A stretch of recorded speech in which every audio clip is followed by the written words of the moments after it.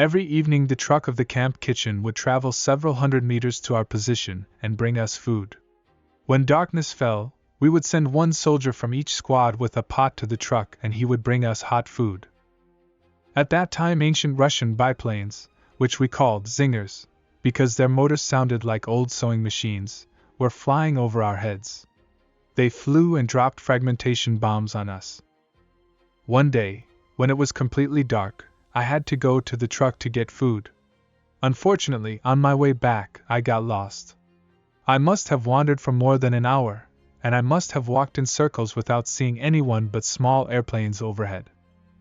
I stood unarmed in the middle of this vast steppe, holding a pot of long cold soup in each hand.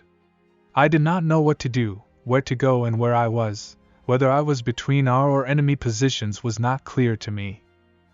But I had to do something, so I crept forward, straining all my senses.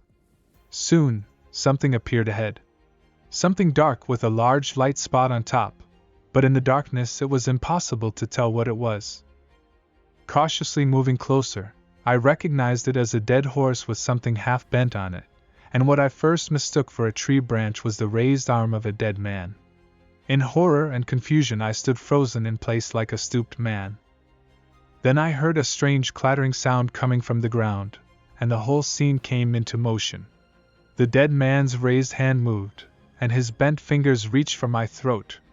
The dead man meanwhile was chortling and shaking with laughter. As I stood in a daze, frozen in place like a silly rabbit in front of a boa constrictor, everything became clear.